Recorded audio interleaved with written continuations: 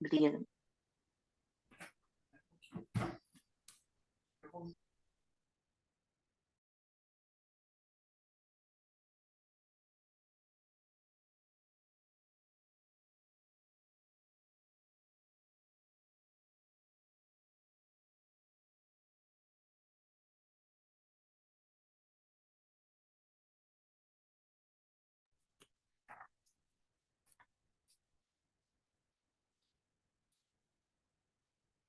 Vou iniciar a leitura. Bom dia. Bom dia, Kati. Quem quiser ler hoje, alguma pessoa diferente quiser ler hoje, já coloca ali para mim no chat, que depois eu já passo a leitura, tá? Então, para quem está com o livro impresso, na página 44, nós paramos ontem na atividade. Não sei se vocês fizeram. Se não fez, façam, gurias. Algumas meninas já viram que fizeram. 5 mulheres, escolham 5 mulheres, motivo de agradecimento, em que áreas que foi, qual a importância. Vamos para a página 44, então. Cada um examine os próprios atos, então poderá orgulhar-se de si mesmo, sem se comparar com ninguém. Gálatas 6:4. Ana comparava a sua vida com a de Penine. Ela pensava: ah, se eu tivesse filhos, seria feliz, completa e realizada. Enquanto isso, Penina comparava sua vida com a de Ana. Ela pensava: ah, se Eucana me amasse como Ana, se Eucana me amasse como ama Ana, eu seria feliz, completa e realizada. A verdade é que se as coisas fossem exatamente do jeito que elas desejavam, ainda assim não se sentiriam felizes, completas e realizadas. Nosso contentamento deve estar em Jesus, independente das circunstâncias. Quando estamos presas ao vício de comparação, não conseguimos ter contentamento na vida. Somente podemos comparar as coisas. Nunca pessoas, porque absolutamente ninguém é igual neste mundo. Deus não nos fez em série. Somos seres de formação exclusiva e única. DNA, impressão digital. Você pode ter uma irmã gêmea, e mesmo assim ela não vai ser igual a você. Ninguém pode viver a sua história, trilhar o seu caminho, ter a sua vida. Se nem os dedos da sua mão são iguais, por que você quer ser igual aos outros? Deus nos diz que é estupidez nos compararmos aos outros. É pura tolice. Todos nós somos diferentes. Quem se compara aos outros age sem entendimento. Vivemos em um mundo tão opressor que muitas mulheres, para se sentirem especiais e aceitas, acreditam que precisam ser como outras, não como elas mesmas. É uma ditadura da cópia. Você não precisa viver essa agonia de expectativas irreais. Deus não criou você para ser uma cópia. Ele a criou para ser você. E há beleza em ser você. A autenticidade em ser quem só você foi criada para ser. Você pode até se inspirar em outras mulheres, mas você não foi chamada para ser a ovelha Dolly. Não. Para que se comparar? Pare de escolher a inveja.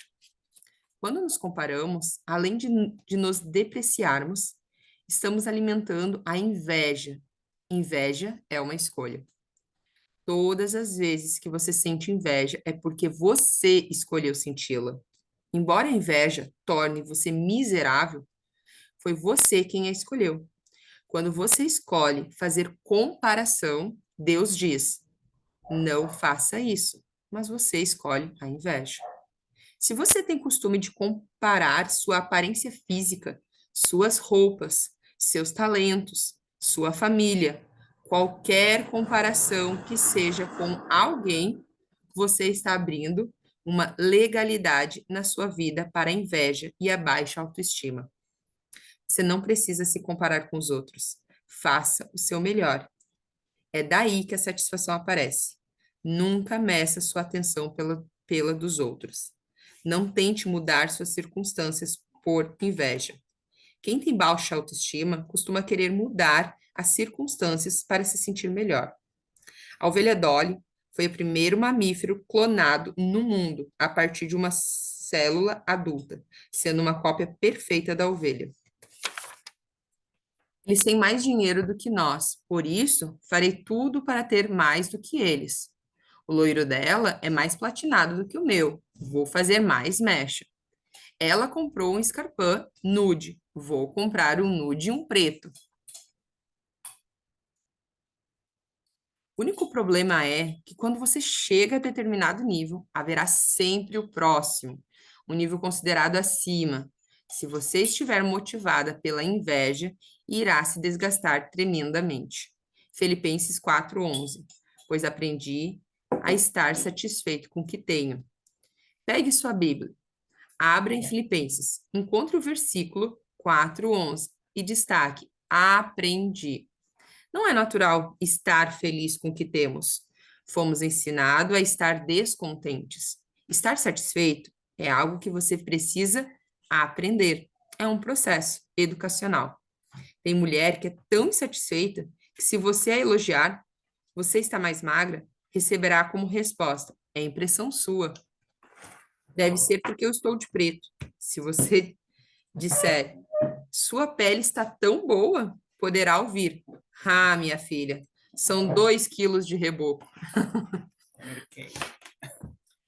Uma das coisas que aprendi foi: já tenho hoje mais do que eu mereço. Assim é com você.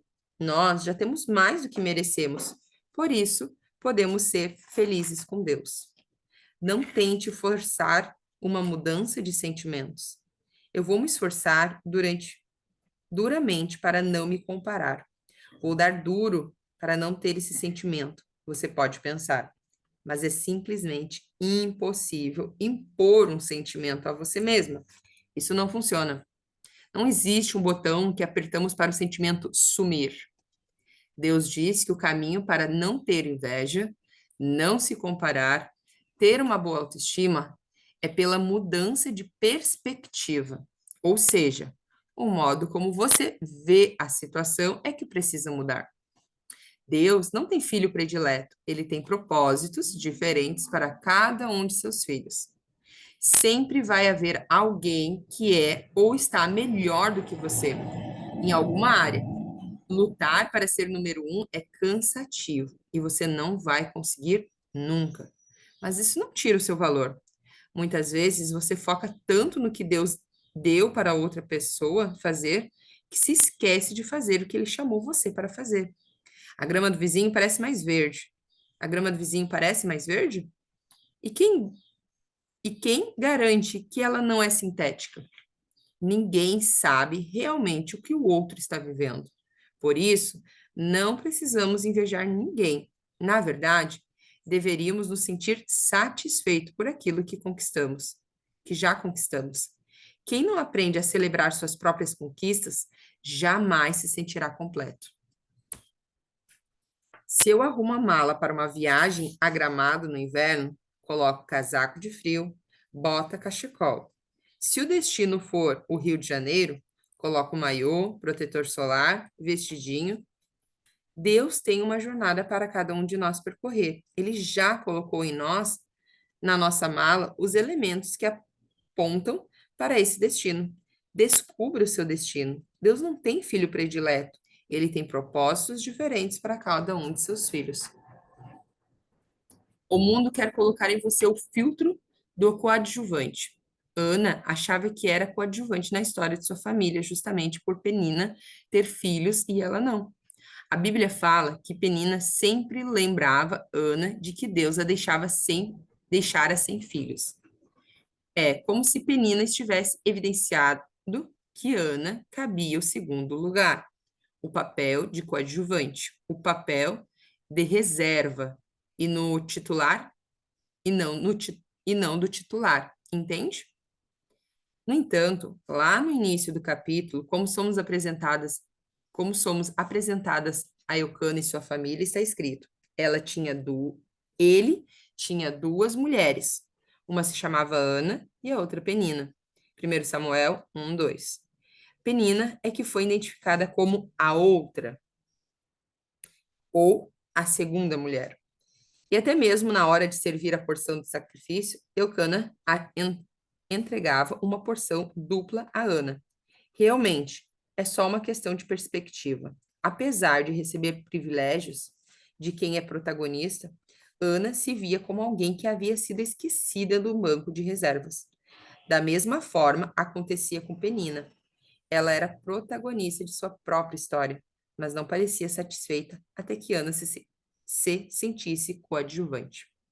Geralmente, a sociedade diz que a mulher precisa de alguém para ser grande. Ela precisa se casar com um grande homem para ser uma grande mulher. Entenda? Eu não estou defendendo de que você não precisa de ninguém, pois precisamos um dos outros. Todos precisamos de outros. No entanto, há mulheres, e não são poucas, que acham que não podem dar uma guinada na sua vida. Acham que não pode ser protagonista de sua história. Acham que para conquistar algo dependem de A, B ou C. Na vida, na vida, ou temos resultados ou temos desculpas. Se fôssemos tão bons em apresentar resultados como somos em arranjar desculpas, faríamos uma revolução onde estamos inseridos. Muitos alunos tentam justificar uma nota baixa porque supostamente a professora não vai com a cara deles, em vez de reconhecer que não estudaram. Em geral, a grande maioria dos fracassos vem de pessoas que têm o hábito de dar desculpas para tudo que acontece. Essas pessoas deveriam trabalhar mais suas limitações para crescer e alcançar resultados melhores. No entanto, preferem o caminho mais curto, das desculpas. Realmente, é muito mais fácil apontar o dedo para os outros, delegar a responsabilidade da sua vida e outra, do que assumir. É preciso melhorar. Percebe como Ana apontava o dedo para Penina e vice-versa? Se você tem um bom exemplo na sua família, se você não tem um bom exemplo na sua família, seja você o exemplo. Devemos trabalhar com aquilo que Deus colocou nas nossas mãos. Se a vida deu a você limões, então faça uma limonada, uma deliciosa limonada. Saia da posição de vítima, da cadeira de balanço. Pare de se fazer de coitada. Ah, porque a família em que nasci. Kate, quer continuar a leitura?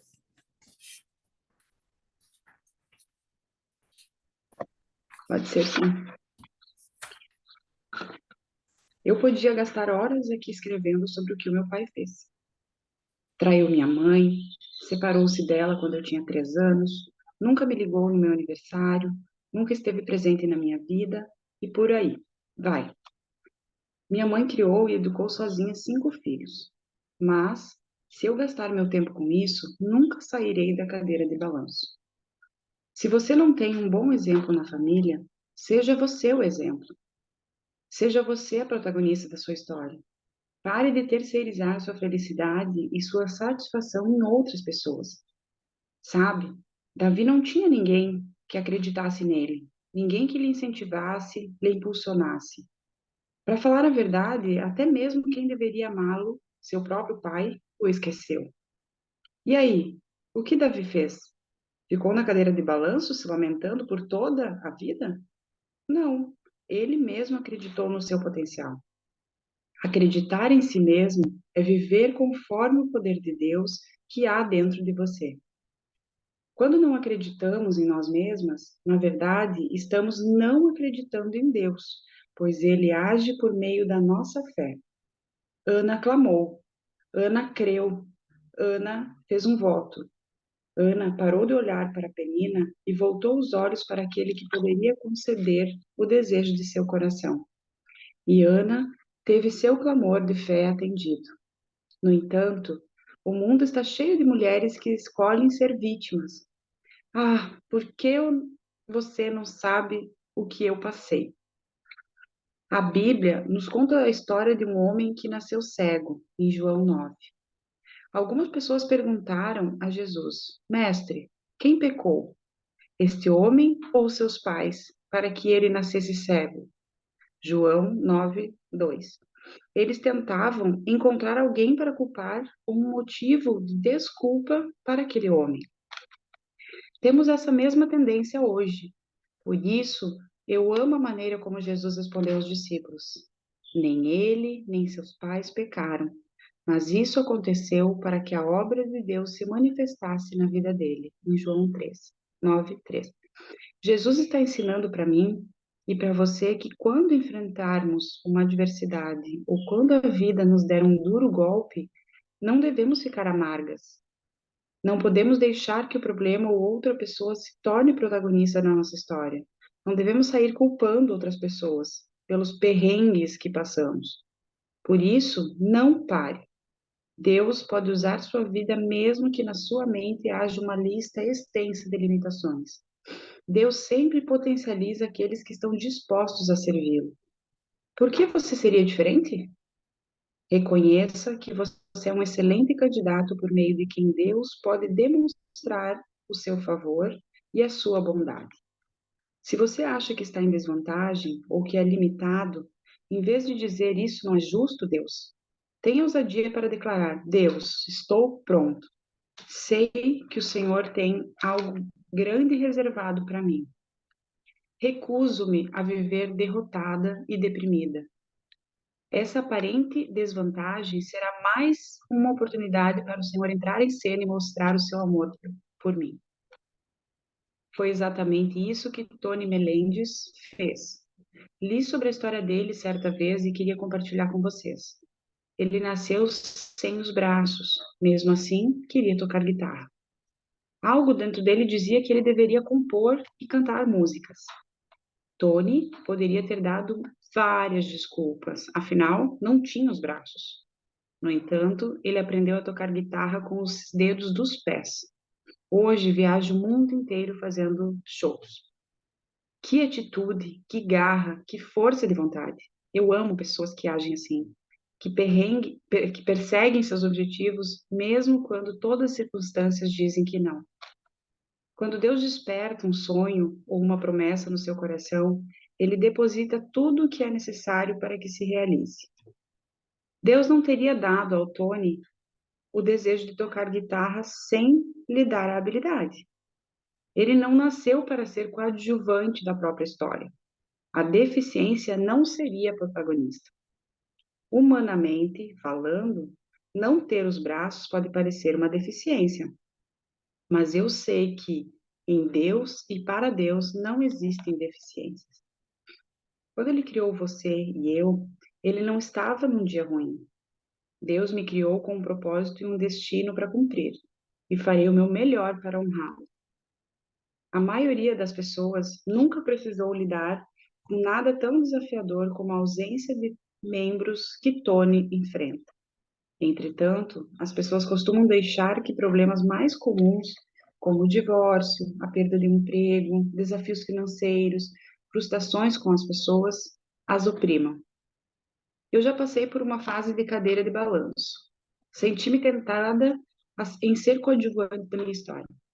Quando comecei no ministério com meu marido Arthur, que na época era meu noivo, eu olhava para ele e entrava em desespero, porque ele era tão manso e calmo, falava devagar e ouvia a todos com tanta paciência.